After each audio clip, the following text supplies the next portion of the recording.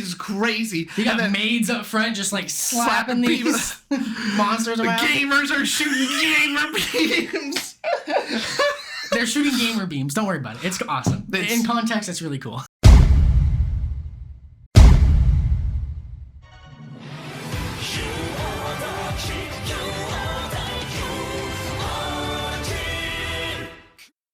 Good evening, lads and lasses, and welcome to Tokunommentaries. Wow.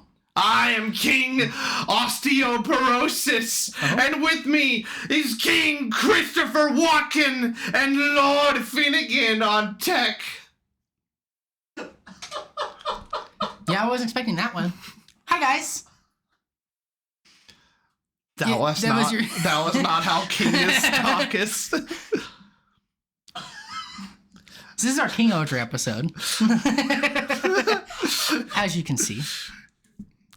Lord Austin. Patreon.com/Tokunommentaries.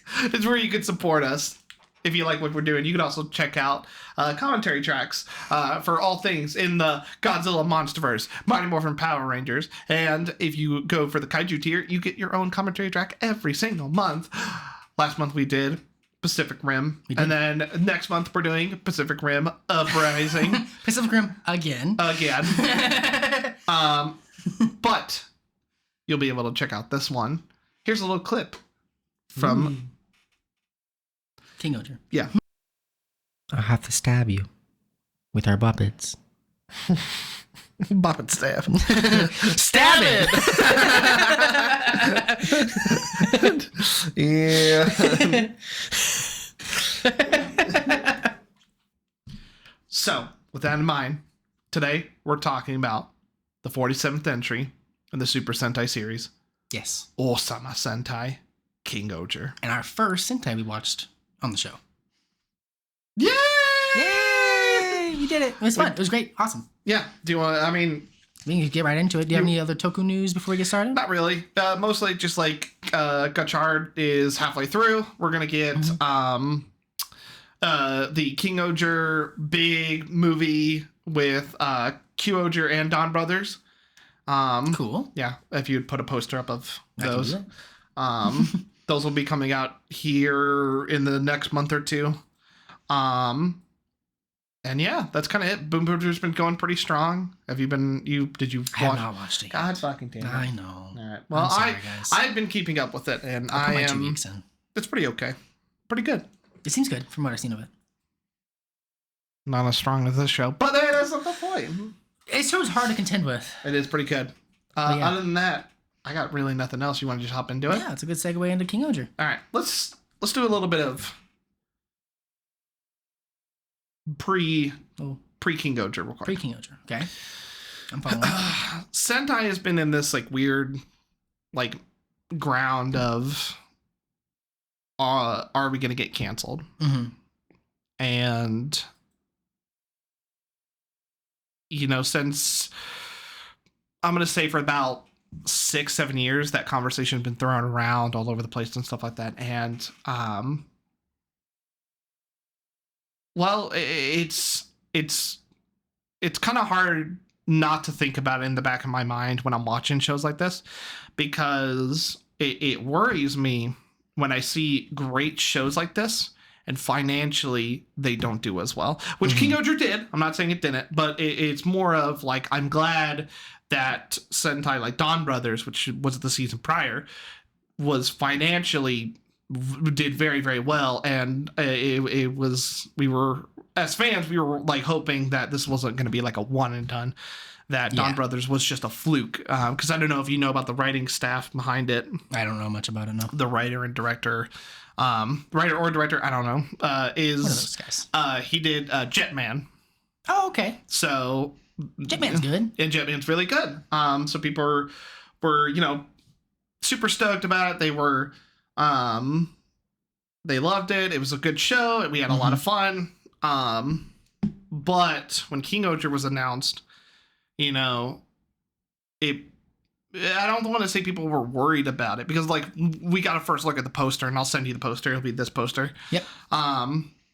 People were like, "Oh, this doesn't look too bad. This looks cool. But then we got behind the scenes stuff. And it was just a green blanket. Yeah, it was just a big green blanket. And there's two big things that happened that we need to talk about before going into the actual story of the show and stuff like that. Which is the green screen and Rita. Yeah. So let's start with the green screen first. I genuinely think this is the worst part about the show. Yeah. Because it is fucking ugly at times. It is distracting sometimes. So for those who don't know, almost all of Kingohger, about like 80 to 85% of it, is filmed on a green screen stage. And sometimes early on it looks fine. It's not uber noticeable. But if you listen to the commentary tracks, I pointed out a lot of how, I mean, it's kind of gross at times. Yeah, they do. There's some good shots, and I think you get used to it after a while. Yeah, it does grow on you, but there are still some shots. Even towards the end, there's some shots where you're like, these people do not look like they're in the same area. Yeah, it was pretty gross. I think the real problem is when the biggest problem is when people were involved. Yeah. When there's people in the screen or on screen, and they have to do like dynamic movement or something Especially like that. Like a lot of people. There's a lot of people on There's screen. a lot of people, or like close-ups also were really bad. Like there were a couple shots where like they would like look at the floor and there'd be like something on the floor and I would be like I could see the outline. Yeah. Yeah, it was definitely rough sometimes. Also, the Blue Ranger specifically, we pointed out. There's a lot of times where you can see green on him. Yeah. It was nuts. And it's very distracting. For me, at least, I get distracted by those things a lot. Yeah. It takes me out of it. So if you're one of those people, you know. Yeah. What I thought was really surprising was a lot of the Megazord fights wasn't in the green screen, which was actually what I was expecting to be the most green screen thing in the entire show. Like there was like a whole huge set for and it was, the Megazord fights. And it was awesome. And I think this is also the most CGI used for Megazord fights. And I was actually like, I don't know about that, especially because we have like the suits that were created during Ryu Soldier. They started incorporating different suits right around Ryu Soldier for Megazord fights. Okay. And so they're more flexible. You can move more and stuff like that. And I was worried because I knew they were going to be CGI, kind of like how Don Brothers did it. But during the CGI, it was really good. It was rad. The Megazord fights were really good. There were even some CGI Ranger fights. They were okay to good. Yeah. Like there's a specific fight in like the second half where it's like a Dragon Ball Z fight. We were talking about. It was pretty rad. But if CGI grosses you out and green screen grosses you out, probably isn't the one for you. Yeah. But I'm even like. But if you can, it holds up. It's good. The last thing I want to talk about before we get into the show is Rita. Because Rita is a character She's a special character. Well, we need to talk about that. Okay. When the poster came out for it, there was people were like, okay, so it's 4 guys, 1 girl. And then the producers came out and they're like, no, it's 3 guys, 1 girl, and Rita. And we were like, huh? And Rita was confirmed to be the first ever non-binary Ranger, or at least gender fluid Ranger. And before we get into that, I want to talk about our fan base real quick and how gross some of these people are. Oh, I can only guess. I can only imagine. It's pretty bad. Some of the people, like, first off, the actress that plays Rita did a phenomenal job. Yeah. And definitely does not deserve some of the backlash that she got playing this character, because they cast Rita being gender ambivalent. That was the whole point of it. And I just get disgusted with myself, because I hate seeing innocent actors get bullied for things that are not in their control. Yeah. And especially because it's not that big of a deal. Yeah. It comes into play one time in the show about Rita's gender, and it's done tastefully. Yeah, I personally didn't have a problem with it. Yeah. And it's just so gross, because it reminds me of like the Dino Fury stuff with what's her name? Not Tessa Rayo, but their character. Oh crap. Izzy. Yes. Reminds me of the stuff with Izzy and Fern. And I just it really upsets me that we're in 2024 and we're still dealing with this shit. I thought we got over this with David Yost. Yeah. We should do better as a community, because Sentai, Ranger, and Kamen Rider, anyone can be a hero. Doesn't matter what you look like. Doesn't matter about sexuality, race, religion, none of those things. And it just upsets me that the community that's all about the power of friendship can conquer all still has a problem with LGBT people. Yeah. It fucking sucks. That's really annoying. That sucks. Going into it, though, we were all very excited, especially the trailers. It looked very promising, and it premiered. And it's been a long time since I've seen Reddit specifically be stoked about every single episode about a series, because Sentai is notoriously episodic. Yeah. I can maybe count how many filler episodes there are on one hand. Yeah, and even then, the filler episodes would have big fun story elements. Yeah. And, So let's get into it. Let's get into it. We're gonna have a non-spoiler version of our review, and then we'll go into spoilers. So basically, we're gonna talk about the first 10 episodes of it first. So even if that's too much for you, we'll both agree. Well, let's just talk about right now your thoughts on Kingohger, just as a whole, without going into spoilers. It was a really good series. I think it is objectively the best Sentai that you've watched. That I've watched. Okay. Which is a small list. Which is not a huge list, but I mean, I've watched some of the better Sentais. Right. I honestly do not have very many problems with the show. I honestly can't think of anything I could say that's bad about any parts of the show. Even in the beginning, it was a little slow at times, I could say. And I think honestly, once you get past those first 10 episodes, and honestly, once Jeremy gets in, like, there's not a slow part. Right. And yeah, I mean, that's honestly my thoughts. Like, I can't remember much more. It's a lot. It's great. Yeah. It's good. My thoughts are pretty similar. I think this is a top 10 Sentai for me. I think it's low top 10. I still think so. I'll have to rethink my list, definitely, because there's just so many things that happen in the Sentai that really just do it for me. Yeah. There's a lot of things in it that just, I mean, it's really good. It's very, very good. Let's give it a score. Let's give it a number score real quick. We do that first, right at the beginning? Right at the beginning. Okay. All right. You want me to go first? Sure. I give it a 9 out of 10. I think I'm also going to get a 9 out of 10. Yeah, it was just really good. I fully recommend it. If you can support the official release of it, please go do that.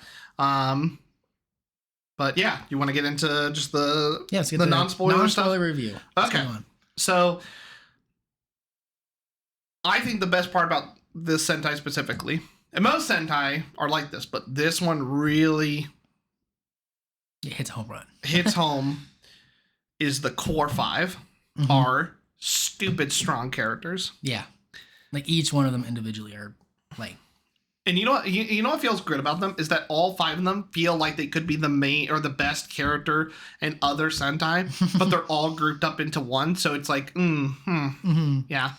I really honestly couldn't pick a favorite because I was like, oh, I like this guy a lot, and then, but right, they had this episode and it was amazing, and I'm like, ah. All right, so let's start backwards, okay, on introductions. Mm-hmm. We'll start with Black Ranger, which was what was his name? Tadaragi. So he is the Lord of, was he Lord? Yeah, he was Lord. Yeah, Lord. Yeah, he was Lord of, I'm not going to be able to name any of the kingdoms. Tofu. Tofu? Tofu. It's either tofu or tofu. Tofu, I think. I think it's tofu. Anyways, it was like this like farmland kind of area. It's the agriculture. It's the agriculture stuff. Mm-hmm. And I think we can both agree that out of all 5 of them, this is the one character that pissed us off the most. Oh, yes, he did. Well, honestly. Well, yeah. of the main 5. Of the main 5, yes, he is. He's the most frustrating ranger.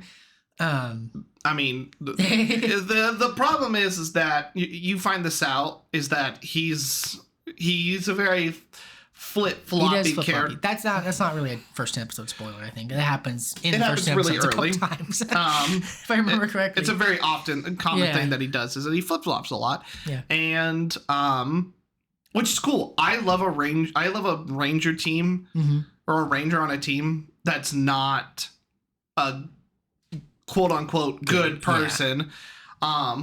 Which honestly, everybody except for maybe Gira and Yanma are like, and even then, maybe just Gira. Yeah, the cool thing about each of these characters is like they do feel as a team, but the team is not their main focus. Yeah, they are selfish to their own kingdom. Yeah, their own kingdom is their, and especially this character, I think, lies. Yeah, because most of his stuff has to do with benefiting himself, his kingdom, or somebody he loves. Yeah. Every single one of his decisions are based off that. And it's frustrating in the moment, but once everything gets explained, he becomes a more, I get it kind of character, and I understand his motives. Yeah. It's actually kind of don't find that out until towards the end. Yeah. Like everything, and we won't go into it. We won't go into anything. We might go into it in the spoiler review, but like, that's my only complaint with the character, but once everything was explained, he became one of my favorite rangers. Yeah, he was on the team. He was awesome. And also he's the oldest of them, both actor and character in the show. Yeah. Yeah, I really have nothing else to say about it. There's really nothing to go about him because he doesn't really get a lot of good stuff until the second half of the show. But for what we did get, he was fun, he was entertaining, and yeah. You want to go on the next one? Sure. Who's next? I think it was Rita. I think it was Rita next. Yeah. So let's talk about Rita. Sure. The monarch. Yes. Of of Gokon. Yes. Which is a icy part. It's like the northern part of their world. Yeah. And Rita is the judge, the jury, the executioner. Yeah. So this place is a big prison. It's a big prison and also courthouse. Yep. Rita is in charge of doing all of the I would say the not shiny parts about this world. Yeah. And Rita themselves are they're the most serious character on the show. Definitely. They are the most logical, serious, straightforward character in the show, and it does make for very good slapstick humor, but also like it's because all of the other Rangers have these big personalities and stuff like that, and Rita is like the anchor that weighs them back down from going full on like slapstick Sentai. And even then, when Rita gets in on the jokes, I genuinely think they're some of the funniest moments in the show. We'll just say muffin, and we'll all move on from there. But Rita overall, started out as my favorite character, and then kind of gradually fell off because Rita just didn't do a whole lot. Yeah, they really didn't. At least in the second half. Yeah. Yeah. What are your thoughts on Rita? Yeah, I think like they were great. Yeah. That's all you got? I don't have much to say about Rita. I was really excited for them because purple is my favorite color, and I think it's awesome to have a purple main ranger. This is the first ever main purple ranger. Yeah, purple ranger has always been like a 6th ranger or whatever. I heard somebody being like, "This isn't a purple ranger; it's a lavender ranger." I will kill them. I will send them to GoCon myself. Yeah. But no, I think they're a really fun character. I think definitely the interactions with the other characters make them even better. But I mean, yeah, not much more to say. Because your favorite characters are coming up next, the big two. All right, let's talk about the lady, the queen. Yes, the queen. Himeno. I don't know how to say it exactly. Best girl. Top tier waifu. Yes. Yeah, she was on our waifu list. She was. Are you now even sadder that she got kicked off in the first round? Yeah. Yeah, I am. Yeah. Yes. So yeah, Himeno is the queen of Ichiban. I'm so glad you remember this. I don't know how I remember that one. of Ichiban, and this is a very it's a very it almost reminds me of the First Kingdom, tofu. Yeah. Tofu. Kind of more agriculturally, it's not. It's like it does have more technology involved in it. It's a big flower. It's a big flower. That's what it is. It is a big flower, and their whole thing is that they thrive in medicine and doctoring and stuff like that. Himeno herself is a doctor, and she's constantly doing a lot of the healing and all that fun stuff, but Himeno's personality. Oh God. Our weakness. Our one weakness. Dominant women. Yeah. And yeah, she is. Her whole thing is that she's extremely selfish. Yeah. And it's to the point where she seems like this bratty, like basically this bratty princess. Yeah. You know the kind. That's what she gets introduced as. This but and it's right away squashed when you figure out like she does care so much about her people. Yeah. And it's I don't know. Why don't you talk about her? Because I honestly, she was kind of my least favorite. Really, she didn't get too much focus. In general, I think she's probably the least focused ranger of the team. Yeah. But I mean, on like her backstory, I think is probably one of the more tragic ones. Yeah. Yeah. Not going into it, but yeah, it is pretty sad. All of them have really sad backstories. Yeah, definitely. But hers and I don't think hers is the most tragic. You don't think hers is the most tragic? Yeah, Jeremy and Gira's are pretty bad. We'll go about it in the spoiler section. I think that's incorrect, but we'll argue about that later. Whatever. The point is that Himeno is definitely the weakest character in the show, I think. Well, save for one. We'll go into it. But she was just really solid all the way through, though. I wouldn't say she's a bad character. It's just that she's just kind of the least developed. Yes, definitely. I think she gets a lot of development in like the first half of the first half. Yeah, like the first quarter of the show.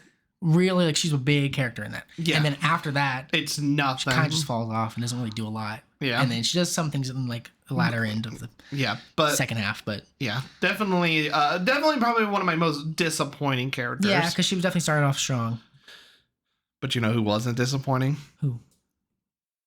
Our boy Yanma. Oh, I think we'll agree. This was my favorite from the beginning, and I think he still is my favorite. He's definitely. definitely top 2. Yeah. Oh my goodness. So Yanma is the king of Enskobu. It's a big one. It's Something a big like word. Something Anyways, like that. Something close. it is the most technologically advanced of the kingdoms. It's straight up like a cyberpunky city. It really is. They do gamer battles. Gamer battles. It's so fun. It's so fucking funny. It's so funny. And Yanma, I mean, he straight up has the biggest personality of the team. He is this like hot-blooded. I think of him as like your standard Yakuza boss. Yep. If a Yakuza boss was a gamer, this is the guy. This is the guy. And he's his throne is a gaming chair.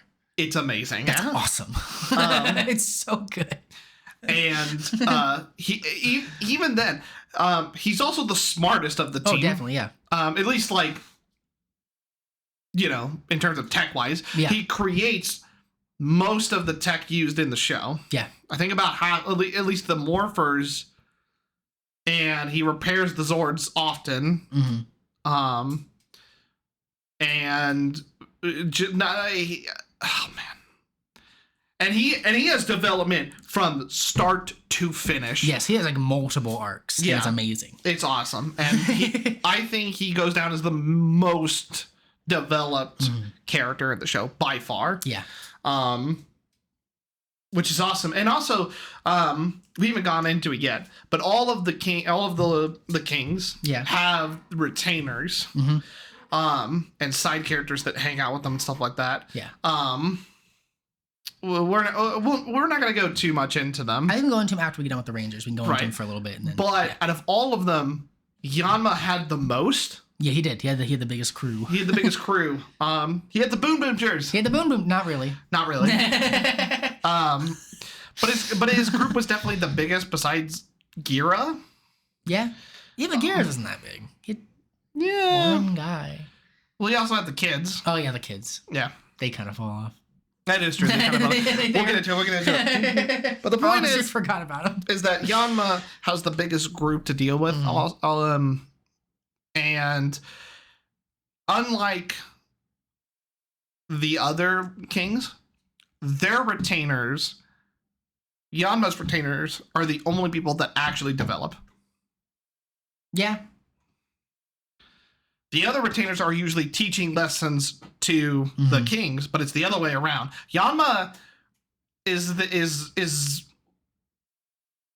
it does both sides. He's teaching people and learning lessons along the way. He's a great character to follow. I love Yanma. Yeah, he's definitely top 2 characters for me.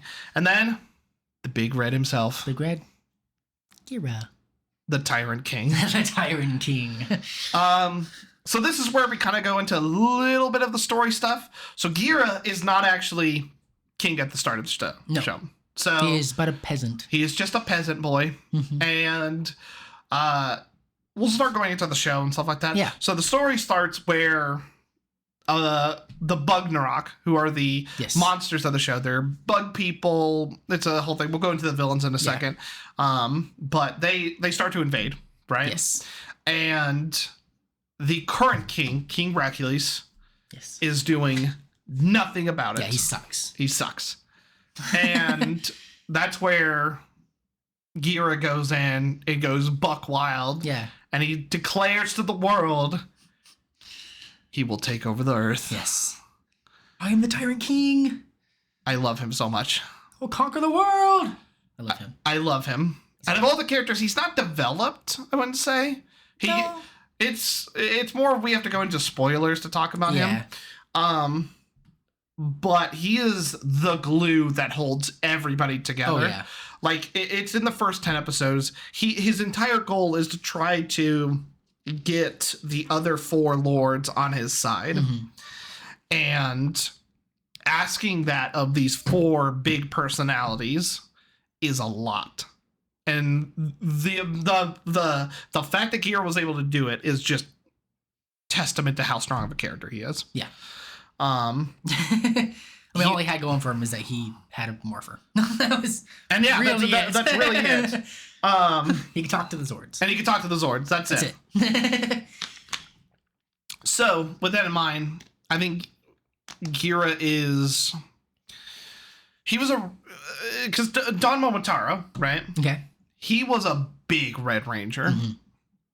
And I was worried that when the first episode aired, I was like, oh, shit. This is just like... We have Don Momotaro at home. Yeah. But no, Gira becomes his own big Red Ranger character without overshadowing everybody too much. Mm-hmm. And I wouldn't call this a Red Ranger focused season, but a lot of the plot happens. Yeah, it really focuses around Gira. Yeah, but it's not. I don't want to say it's Red Ranger focused. I think it is Red Ranger focused, but the other characters are so strong it almost takes you away from that Red Ranger focus in a good way. Like yes, it's Red Ranger focused, but the other characters are so strong that I won't focus on just the Red Ranger. You know, I don't want to focus on just the Red Ranger. But you also don't mind that it focuses on him because Gira is also a strong character, and the stuff that happens to him is great. Mm-hmm. Holy shit! It's a great show. It's a great show. All right, let's go into the villains real quick. Yeah, villains. Let's talk about the Bugnarok real quick. Bugnarok. The designs are good. Yeah. I think. Some of them are more memorable than others. Yes. Ant General. Ant General, love him. And then the Common Riders. There's a couple of them that just look like Common Riders. Common Riders in the show. Yeah. But I love them. They're great. Yeah. Led by the Death Narok guy. No, that's not his name. That's his name. It is, but it's not. What's his name, Austin? I didn't want to make the joke during it, but I wanted to save for the podcast. Okay. But it's okay. You stole my thunder. No, it's okay. What's his name? I don't know where I'm going to put my penis, but I'm going to put it somewhere. Bugman. Oh. Tell me where his face is. It's nope. Kind of. It's a big mouth. Nope. He's just mouth. Yeah. Can I put my dick in it? Like, you ever seen It? You ever seen It? I have not seen it. You ever know when Pennywise opens his mouth and you see that's what he looks like? Have you seen Peter Jackson's King Kong? No. No, never mind. Yes. Wait. Yes, I did, but it was years ago. You know those like big sucky worms? No. Oh. There's big sucky worms, and it like goes around this guy's arm. That's what I think his face looks like. Point is, honestly, he's not that much interesting of a character. No, he's just kind of he honestly seems like generic Sentai villain. Yes, at least in the first 10 episodes. Yeah. Later, it gets better. He does get a little developed. Goes in the spoilers though, so we're not gonna talk about it right now. But then the big man on campus, King Racules. This is a big villain too. Yeah, spoiler for episode 1 specifically. Yeah. But it's revealed that King Racules is a fucking piece of shit. Yeah. Which we kind of got from him not doing anything with Bugnarok. Right. But yeah, he sucks. He's the worst. He's the actual worst. Throughout the first half, he is just the biggest piece of shit ever. Yeah. And it's been a while since we've had a human villain, just be this big piece of shit. Because hear me out, right? Usually in Sentai, we get like a human villain somewhere. Somewhere there's a guy. Yeah. Right. But they're also monster, right? Yeah, they turn into a monster. But Racules isn't. Nope, he's just a guy. He's just a political. He's just an asshole. No. He's not just an asshole. This is a different flavor of asshole. He's political. Yeah. And that's the key difference. And that's where I think the show is very like underappreciated. Is that the writing for the individual plots are so strong. Yeah. Because they really, like, Racules puts these guys in a tight spot every single fucking episode. And every time he shows up, you're just like, fucking no! Come, stop! Yeah. And yeah, it's just... Yeah, that was actually, if we'll go into a little bit of my complaints, especially when we were watching that first half, was that I felt like Hercules was so strong of a villain that it really overshadowed the Bugnarok. And there's episodes where I forgot that the Bugnarok were a thing. Right, yes. Yeah, and I was like, it kind of feels like they're really getting overshadowed. And I think they were overshadowed a lot. Yeah. Which may have been the intent. I don't know. Yeah. But that was my biggest complaint. It definitely gets better. Mm-hmm. But yeah, it does kind of seem like you're like multiple different factions here. Mm-hmm. And a little bit much. Yeah, it doesn't do it well at first. Mm-hmm. Yeah. Let's go into the last thing though. Mm-hmm. The retainers, the side characters, more so the side characters. First off, this is the biggest side character cast I've seen in a Sentai. It's a lot in a long time. Yeah, it might be the biggest. There's a lot. Especially in a post-COVID world, mm-hmm. It's kind of crazy what they got away with. Yeah. But I love every single one of them. Oh, for sure. This is not only are they like, there's a lot of them. Yeah. But they're good too. This is easily the first ever time I've had a whole character layout where I did not hate a single character. Yeah, I didn't hate anybody in this show ever. I felt bad near the end when I couldn't remember the names. Yeah, and I never do that for side characters. I guess that's kind of the problem. It's not that those characters don't have a lot of development and stuff like that. But let's take the Boom Boomers. Okay, I could not even close on any of their names. I honestly don't know if they ever said their names. Yeah. They're called the Boom Boomers. That's what we call them. We call them the Boom Boomers because like there was a meme going around. By the way, we're talking about these people. These people. I'll put a picture. They're part of Yanma's crew. And they're just red, pink, and blue. That's like their coloring on them. Yeah, and they kind of look very techy and stuff like that. And so somebody made a post being like, "Look, guys, this is the Boom Boomers." And I was like, I'm going to take with that and run with it the entire commentary track. So if you're tired of that joke, sorry. They don't appear that much. So yeah, they're super often. But I think the standout of the side characters are Sebastian. Mm-hmm. And do you know his actual name? Sebastian's? Or no. Tristan. Tristan. We call him Tristan. We have a buddy of ours, and he'll appear on the show at some point. Okay. His name is Tristan, and I got the vibes from this character that he looks like Tristan without glasses. Yeah. And those two turned out to be the standouts of the show. Oh my god, I love him so much. We call him Tristan so much, don't actually remember his real name. We don't actually know his real name. But I'll put a picture of him up. Yeah, and they are so good. They might be some of my favorite side characters in all of them. We'll talk about Sebastian here in a second. I love Sebastian, but I think this guy might be my favorite. Who's Tristan? Tristan, yeah. Yeah, no, I think he gets the most development out of anybody. Not only development, but he... Nope, that's spoiler stuff. No spoilers. We'll talk about it later. Yeah, and then Sebastian is the best mentor. Yes. To not just Himeno, but to everybody. Yeah. He's the Yellow Rangers guy. He's the butler. He's the butler. For your Himeno. Did I say her name right? Yeah, Himeno. I don't know if I'm saying it right. It's fine. But yeah, I love the side characters. They're great. Yeah. With that in mind, let's get into... We didn't talk about all the side characters yet. We got... who are we missing? Morphona? Something like that? Who? The Rita's girl. She's okay. Yeah, she doesn't have a lot of story that happens. She's like the receptionist, basically, I would say. Something like that for Rita. Yeah. She doesn't do a lot at the beginning at all. No. She doesn't really do a whole lot throughout the show. Yeah, towards the end, she definitely does... A little bit. Yeah. And especially for like Rita-focused episodes, she was a big part of that. Yeah. But definitely the standouts are... Yeah. And then Gira's guy, I don't remember his name at all. Well... I guess so. Spoilers. All right. I guess that's later in the show. Whatever. Yeah. I think the last thing we'll talk about before going into it is that it's a little bit of spoiler. It's Sentai. You know Sentai. Yeah. We won't talk about him too much, but the first 10 episodes are really slow. Mm-hmm. But like you said, when the Sixth Ranger shows up, Jeremy. Yes. There's a Sixth Ranger? I know, right? What? He really shakes things up in that first half. And honestly,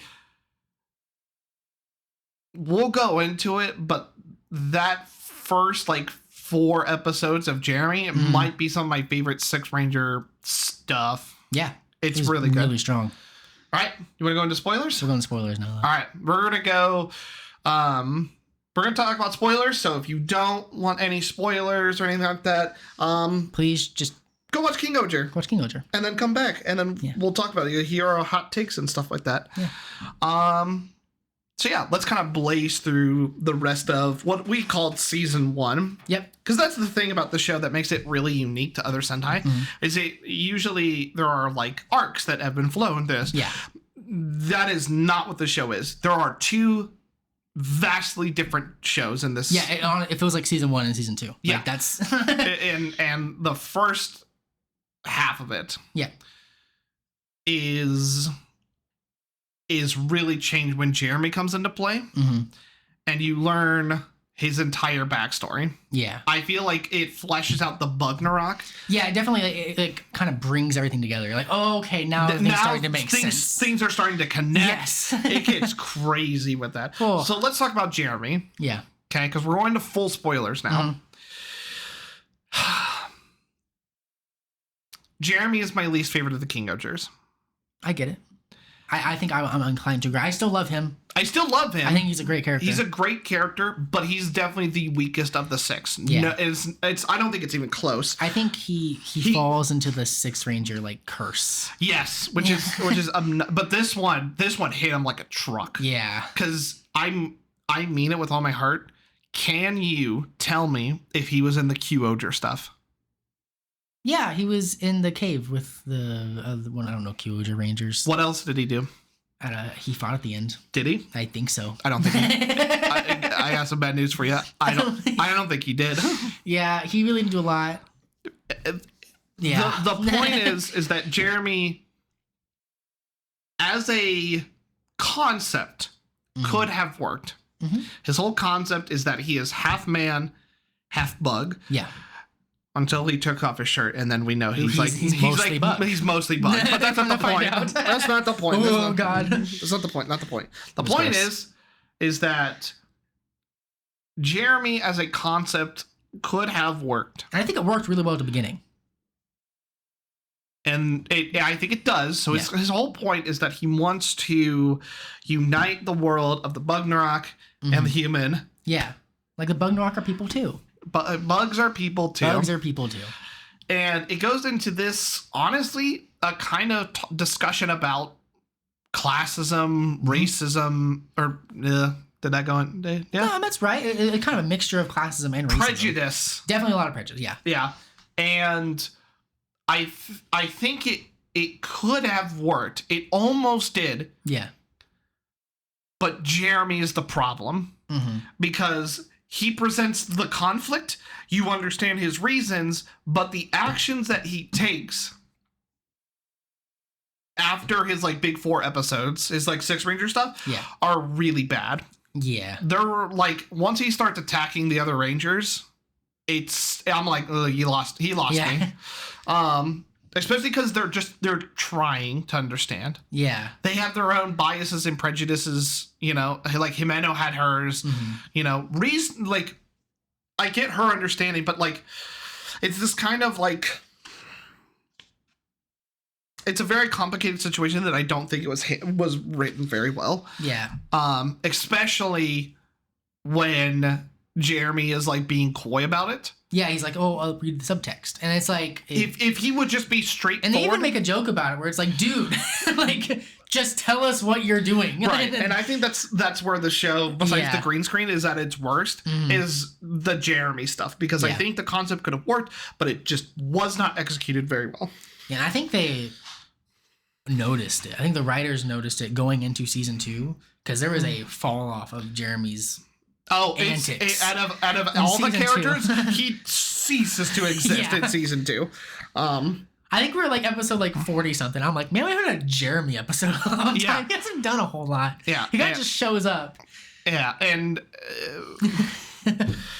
all right, it reminded me of Tommy when we were doing Power Rangers. You know what? That's a very good comparison. He does remind me a lot of season 1 Tommy. Like when he comes in. It was super focused on him, and then once he like loses his powers, he just stops being in the show. And it's a shame because Jeremy has a lot of potential. Yeah, you know, I love him. He's a pretty boy. Oh, and he's a very handsome man. That's Except until he takes his shirt off. Yeah, holy shit. That was ugly. That was real bad. Let's get into the main plot though. Yeah. Not bugs. They're the weakest part. Yeah, bugs are definitely the weakest part. But honestly, near the end of season 1, where what's his name? Death in a Rock. I'm not going to go into his name again. No. Okay. Yeah. Yeah. Anyways,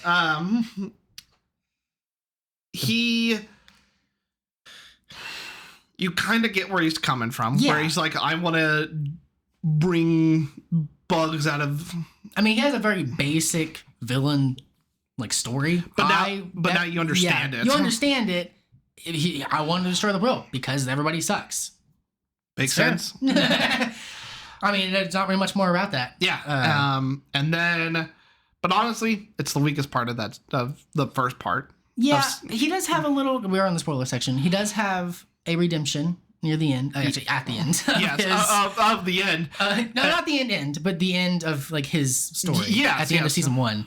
Like, and Jeremy's kind of where his story honestly ends as well. Yeah, is them working together and him seeing, oh, maybe we can all be one united world. Yeah, right. And he dies in the end, and it's kind of bittersweet. Yeah.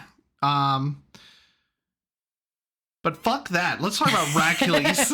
Let's talk about Racules, the real star of the show. The real star of the show. Now, how much of the spoiler do we want to talk about him?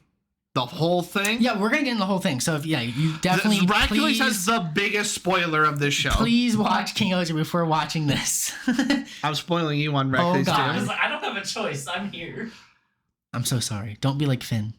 Don't be like Finn. Yeah, don't do their tech. Don't do our tech. Don't be an unpaid intern. Hey, but if you want Finn to get paid, support us on Patreon. Patreon.com/Tokunommentaries. And join our Discord and tell us to pay Finn. Yeah. But okay, Racules. I hated him. I wanted him to die so bad. So much. And when that final battle between Gira and Racules happens, it is so satisfying to see this piece of shit get his fucking comeuppance. Yes. And he dies. Yeah, towards the end of season 1. Or does he? But it's okay, he gets better. We'll talk about that in season 2 breakdown. Yes. Right? But Racules is probably one of the most effective villains that I've seen in a while. Especially because, again, he's very human. He doesn't have... His goal is not to, like, the standard destroy the earth kind of stuff. Yeah. He just wants to rule the earth under his tyranny, basically. Yeah, he doesn't want to kill everybody. He does want to save people. Yeah. He cares about his kingdom. So he becomes this, like, I'm going to say anti-villain. Yeah, if that's a thing, sure. Well, there are anti-heroes, anti-villains. Is there anti-villains? Is that a phrase? Is it? If there is, this guy fits it. Yeah, this guy fits it. Because he's a bad man with bad intentions that save people. Yeah. Yeah. Yeah. He's a chaotic good? Chaotic, lawfully evil. Lawful evil. That's a good. Lawful evil. Lawful evil character for sure. No, anti-villain is a real thing. It's a real thing. Look at that. You're welcome, everybody. And that really checks out in the second half of Kingohger. Yeah. So we'll get into it. And also he morphs. Oh yeah, he has his own morpher that we find out. Yeah. And first off, his suit's great. It's great. It's very great. Underused. It is very underused, huh?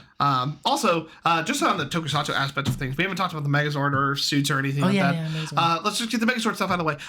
The main Megazord, fucking amazing. Yeah, looks rad. The Morpher being the big sword. I mean, yeah, we want it. The Bop It. We want that jokes the entire time. We have Jeremy's sword. It's fine. We should have had it out. We should have had it out. Oh well, it's fine. We're already here. And then the big Megazord when they have like, what was it, like 20 plus Zords? Oh god, yeah, it's a lot. There was a lot of Zords on that thing. It might be the most Zords. I think we talked about that. I think it is the most Zords. Most Zords. A lot of them are tiny. A lot of them are tiny. Shout out to the best Zord. Snail Zord. The snail. We love him. We love the Snail gun. Zord. They use him like one time. I think they use him once. They only use him and the Wrecking Ball, the Roly Poly one time. Yeah. It is very unfortunate. He's on the big Megazords though. He's that's kind of the other thing that I like about the show is that they don't shove toys down your throat. They really don't. They only do it like those 2 times. Yeah. And then the castle, being its own Megazord, only shows up like twice. That's the only but like the castle toy is the only one that I think they actually kind of like. They literally have the toy in the show. They literally show it off. It's so funny. We'll talk about him, but there's a guy that literally picks it up and just goes, yeah. He picks up the toy and the Zord. It's so funny. But like that's us with Tokusatsu toys. Wow. I relate to him a lot on that aspect. Yes, not the rest of him, but we'll go into that. Only on that part. Hold. I want to get into season 2 so bad, which I think is it is crazy. All right. Okay. You know what? Let's just get into it. Season 1, the part 1 of Kingohger is solid. It's really good. I think it by itself it would make for really good Sentai. Maybe not top 10, maybe low top 10. Yeah, super solid. I was like, man, how can we get it better than this after the finale of that one? Yeah. But part 2 though, it got better than this. Before we go deep into part 2, there's 2 things we got to talk about first. Okay. One, the movie, which we did not see. We did not see, which I wish we would. But I'm telling you, I looked up the stuff for it. You, the viewer, the listener. Yeah. We did not watch it. It is technically not required viewing. In fact, I honestly don't think you should watch it because I read what's in it. Yeah, it kind of just does some weird things. It has some spoilers in it, but if you want to watch everything that is canonical, that is a canonical movie. I bet you could probably watch it at like episode 40. I think that'd be a good time. Like, yeah, you would have to like kind of go back in time a little bit. But then you're not spoiled on anything, and everything kind of makes sense. Yeah. You gotta watch it before the end, I think. Yeah. So that's the only time. Just a warning, though. Movie stuff does. If you choose not to watch it, there are movie stuff in like the last 3 episodes. Yeah, literally in the finale, there's like some movie stuff. We're like, who are these guys? Who the fuck are these guys? They're not the biggest deal in the world. We figured it out. We were like, they're probably from the movie. Like, not the biggest deal in the world, but you don't need to watch it if you don't want to. You really, really don't want to. I bet it's rad though. The next part, it is the 47th season, which means it is the 10-year anniversary of the 37th season of Sentai Kingohger, aka Dino Charge for us, for you. And I haven't watched Dino Charge or Kingohger, so I was kind of in the dark here. I watched both, and I was semi-satisfied. Yeah, it seemed cool. I think the problem is that like I think it's first off. Great idea to have it in the show. I love that. I love that the most of the Kingohger cast shows up. It's everybody, the core team but Red shows up. Yeah. I think the issue is that those 4 don't have a lot to do.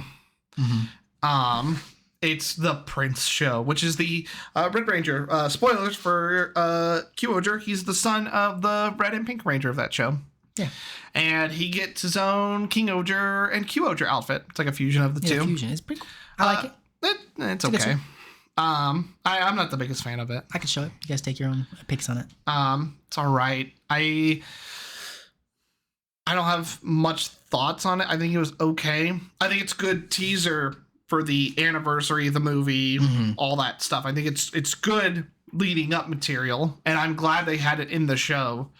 Yeah. I'm just disappointed that Prince is kind of a weak character. We'll talk about how they met up. Oh, you mean okay? All right. This is where we get into the favorite part of the show. Okay. So let's talk about part 2. We'll talk about some part 2. So part 2 starts off pretty lighthearted, honestly. Yeah, it's kind of just the what's it the aftermath, if you will, of season 1. and we get introduced to what might possibly be one of, if not the scariest villains in all of Super Sentai. Yeah, at least Super Sentai. What's his name? Doug Dead. Sure. His name is Doug Dead. From now on, Galactic King Insect. Or Galactic King... Galactic Insect King, sorry. From now on, Galactic Insect King. I will be calling him God. Yeah, he's God.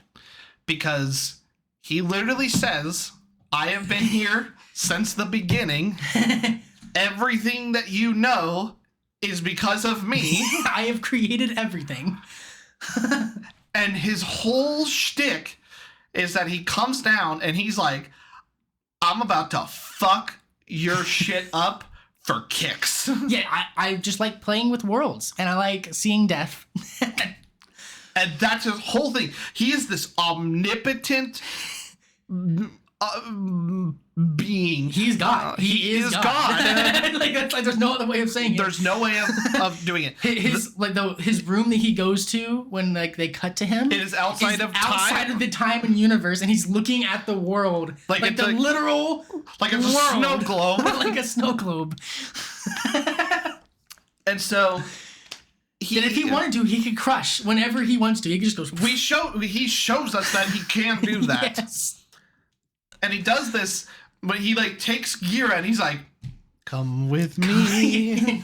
We'll be in a world of pure imagination. And he literally teleports him across the universe, the galaxy. That's our introduction to him. He's like, "Hey, let me show you my power," and then just shoves him across the entire universe. And it is from the start of his interaction, it is the vibe completely changes. It is a complete 180. It goes from a very like serious political, like these guys are gonna like unite the kingdom. It's a very grounded story to what the fuck? I guess the Sentai are gonna have to kill God. And he is constantly a threat to them.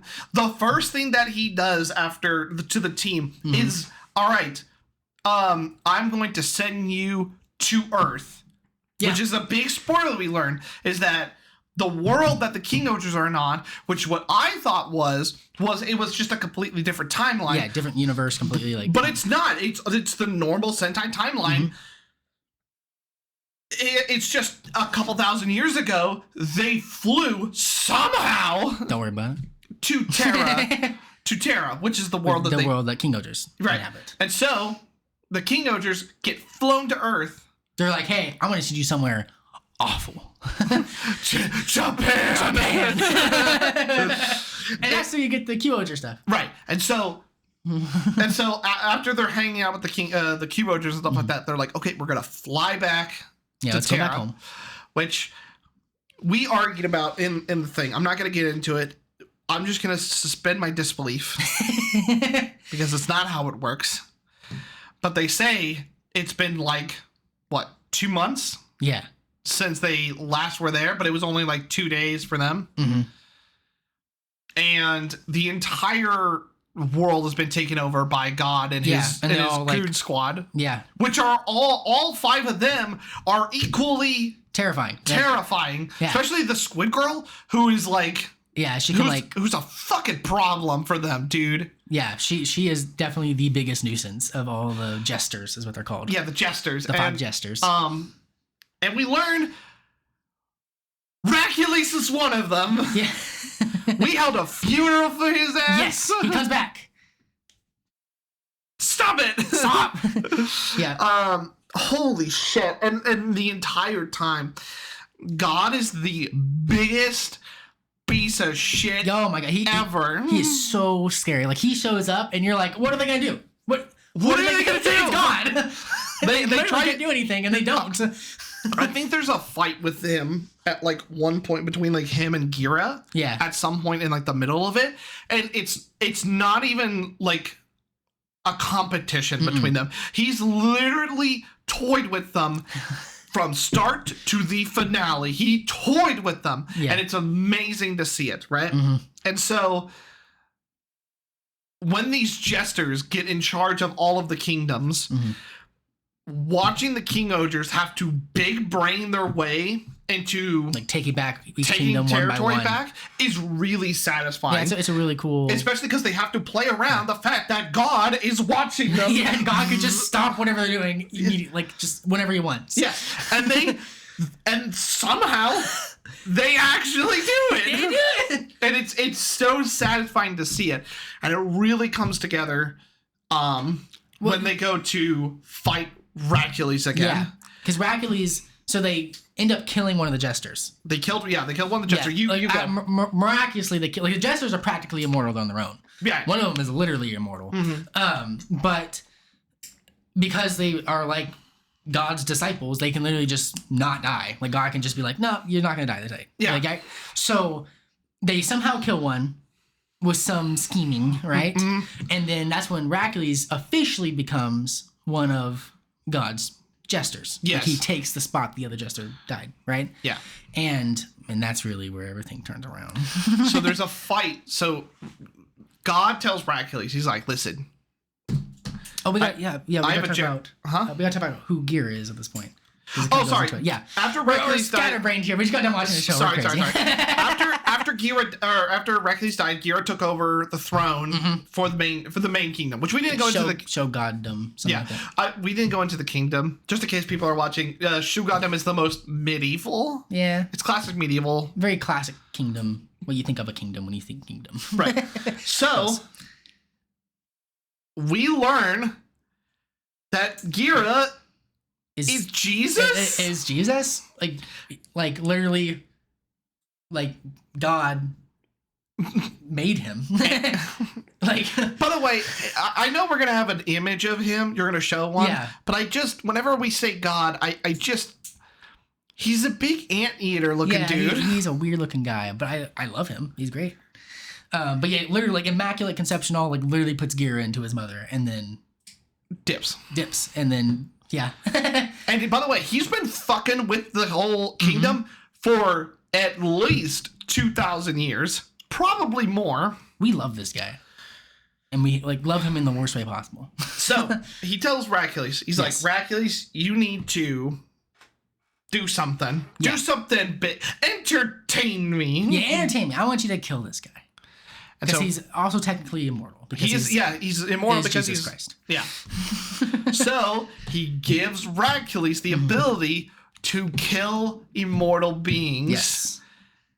And as soon as that happened, it clicked for me. I was like, I know what's about to happen. We're about to see the biggest heel turn in all of Sentai. And it is the sickest thing ever when he has Gira at gunpoint or at sword point. Yeah. And he fucking turns around and just slices at God. And he's like, ow! Oh, what the heck, man? And it is the sickest heel turn ever. We were both screaming. We were so happy. We were so happy. And Racules, in that single moment, skyrocketed himself from that piece of shit to let's go, Racules! You are my favorite character. and we've been saving it. Racules might be my favorite character in the show. Yeah, I think like God and him, like he's easily the. They're fun to watch, but Racules is probably my favorite character in the show. Like the next couple episodes after that scene are literally just exposition episodes talking about what Racules was doing up to this point and how he was secretly a good guy the whole time, and he was doing everything to smite God. And honestly, like. It's a lot of exposition. It is a lot. This is kind of a point where I was like, okay, it's kind of dragging a little bit. But by the end of it, I was sitting there. I was like, you know what? This actually makes a lot of sense. Yeah. Everything. I bet you if we watched it again, and we watched the first half specifically again, we could see the little things. You know, just the coinky dinks that were happening. That's a little weird. I don't know why he did that, you know? Yeah. All because of Racules' biggest plan to kill God. Was to kill God. That was and it has been in place for years. Years. Since he was born. This was his destiny. Destiny is to kill God. I love it so much. And you know what's and it's great. He doesn't join the team, but he helps the team. Yeah. And I think one of my favorite parts about it, I think it's going to be an underrated moment, is that once he turns good, quote unquote. Yeah. The first thing that happens is that he goes on trial. Yeah. And I really think this is a very underrated moment and will go down because I think what makes this team special compared to other Sentai teams and what I look forward to in my Sentai teams, why I love the Dawn Brothers, why I love Gokaiger so much, is that these, in a normal Sentai, they would just be like,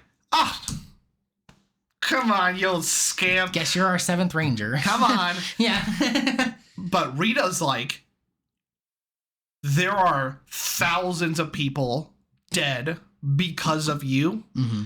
You may have done a good thing. It may have been good for a good cause, but that's the only thing that's keeping you from getting executed right now. Yeah, we would have killed you. And it's awesome because Racules, he doesn't.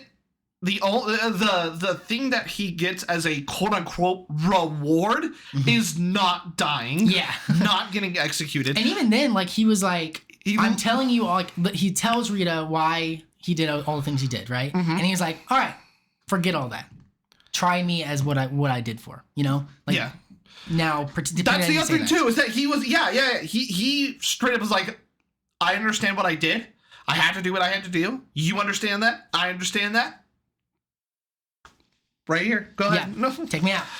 And it was only because of Rita was like, no.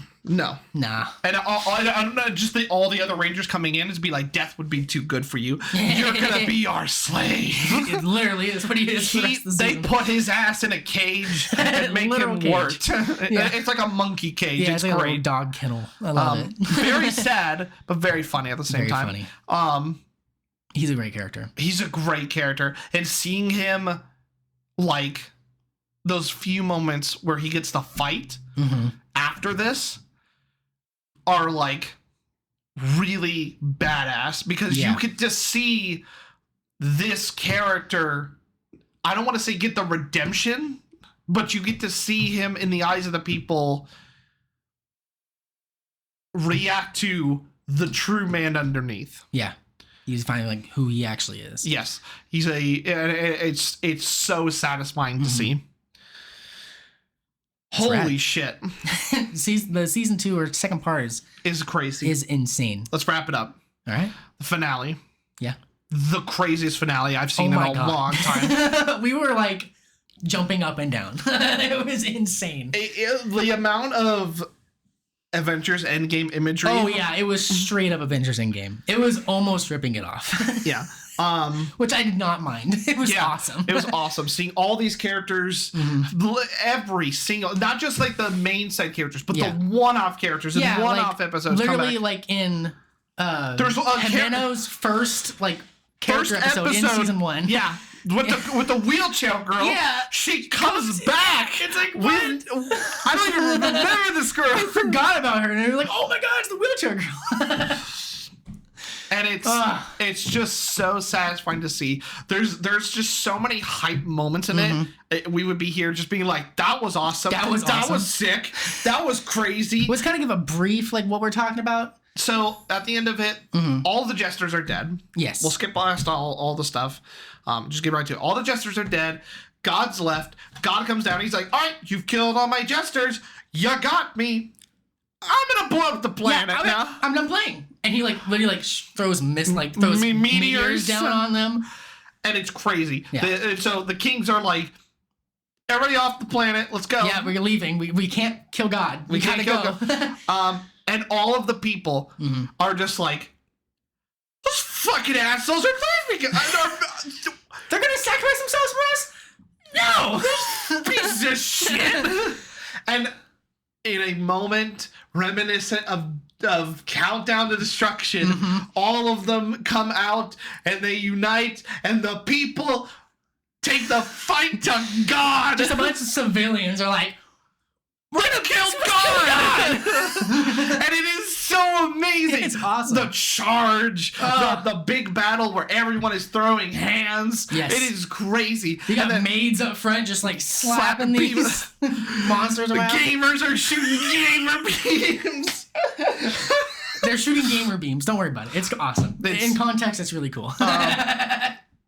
And like every single side character gets in the show, or gets a bit of it, and then it gets even crazier when the gates of hell open up, and the what's his name, Death Rock. Death Rock comes back, and he's like, I'm gonna fuck shit up.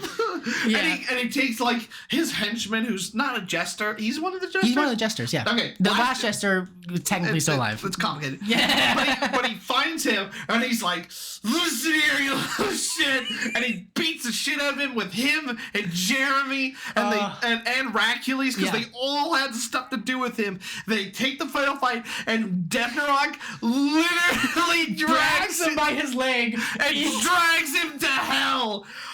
Oh my god.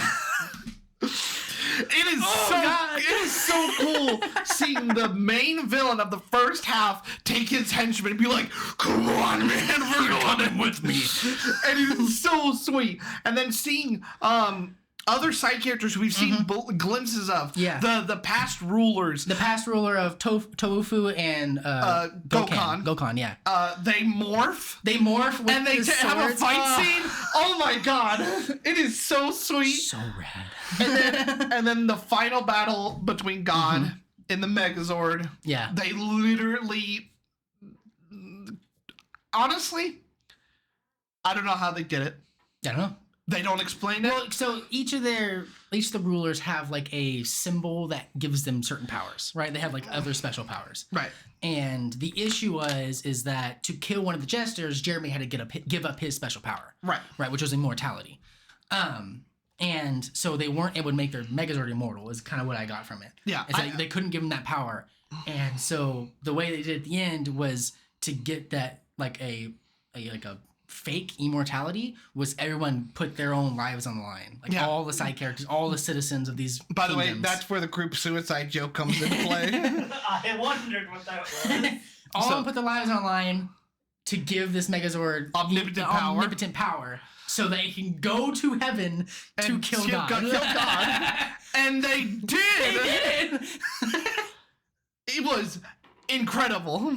Oh my goodness. And it was, honestly, it's one of those things where I feel like some people will look at it and be like, this was kind of anticlimactic, especially because there's a lot of big fight scenes that are crazy bombastic. And honestly, it wasn't that.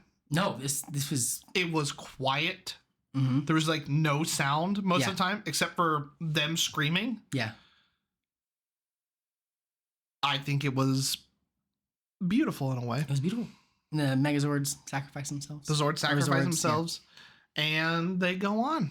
That's it. Yeah. And then they go back, and it's like a couple months later, and, things are changing. Everybody's kind of going back to their own kingdom. Yeah, and it's just a quiet ending. Peace. And it's just like a... yeah. Like, that was nuts. I've been thinking about it since I watched the finale, and I realized what it reminded me of. Go with me. Okay. You haven't seen the finale of Megaforce. I have not. But you have, right? Wait, Super or Yeah, Super. Yes. The ending of Super Megaforce just ends. It's the legendary battle. Yeah, right? But the literal ending of that is I haven't seen it. The Rangers, they demorph, the other Rangers go away, and all the main 6 are just like, all right, we did it. And then they lay on the ground. They're just like, oh, we're so tired. Mm-hmm. And then they just walk off. This is kind of the same thing. Yeah.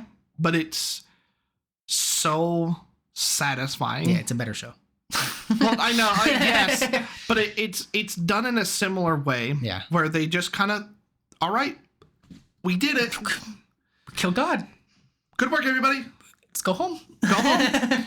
And it's done in a way that was satisfying to me. And that's where it ends. Mm-hmm. They have the Boom Boom Jur handshake. Yep. And that's it. I think one of the things I really love about the show is a lot of other Sentai's, the Rangers become a team and they become friends pretty early on. Right. Right? This one, like, I wouldn't even say they were friends in the second half. I don't think, if I'm being real, I don't think they're friends. I think they're friends by the end. By the end, yeah. But I think that's a really cool thing is like you see them grow as friends, and it doesn't really like. It's not a quick thing. It's not like it happens the first 20 episodes become friends and the sixth character comes in, throws everything off. That's how most Sentais are, right? Right. This one, like, they all hate each other. They all basically for hate most each other. of it. Yeah. And then they tolerate each other for the latter half of it. And then near the end, they're like, okay, I actually kind of like you guys. And it's a really fun dynamic, and it's a nice breath of fresh air when it comes to Sentais. And it was a really satisfying, just like overall arc of like the Rangers and their relationships together. This is the kind of Sentai that is. This is one of the tokusatsu that makes me love my fandom because my favorite kind of tokusatsu are, besides build, I would say, typically the main characters, the main heroes in it are bad people or flawed people. Yeah. Doing good things. And this is a great example of selfish good people doing good things. They are assholes. Yeah. All of them. They all have their own episodes where you're like, oh my god, I just want to punch you in the face. Yeah. In a good way. It's a good. But like there's times where I'm like, I hate these characters in the best way possible. And I can't say nothing but good things about this show. Yeah. Well, that's why it's a 9 out of 10. It's a 9 out of 10. 9 out of 10 out of 10. There's sprinklings of bad things. I'm going to say again, I think the green screen is really bad, and Jeremy's the weakest link. And the Bugnarok are kind of meh. I think they get better. I think, honestly, like season 2, Bugnarok, I think them having like Jeremy leading his own sixth kingdom of this leftover Bugnarok, I think is really cool, and I like that. I wish they kind of would have done more with it, and they had like an actual Jeremy focused episode in season 2, which I don't think they did. No, like there was a him and Himeno episode, but that was it. But that wasn't enough. Yeah. That was my biggest, I would say maybe disappointment with the show is that I think Jeremy kind of really just got kicked off back practically. Yeah. But I mean, this is what this shit's all about, brother. It almost doesn't get better than this. This was really, really good. You want to close it off? Yeah. Patreon.com/Tokunommentaries. You can go over and support us. You can check out our commentary tracks for all the previous things, like Mighty Morphin Power Rangers, the Godzilla Monsterverse, and, of course, Ohsama Sentai Kingohger.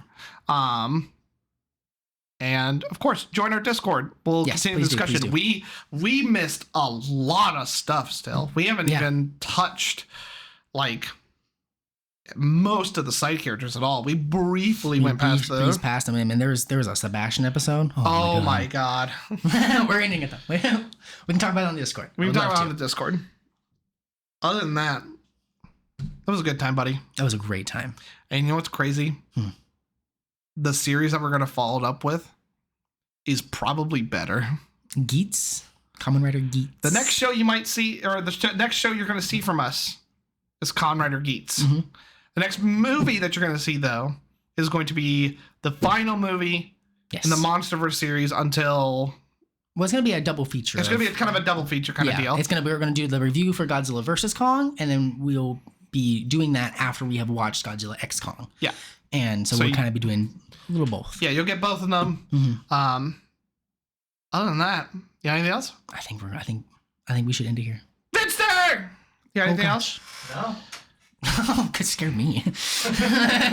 With that in mind, thank you guys for watching. We'll see you guys next time. Bye-bye. Bye, guys.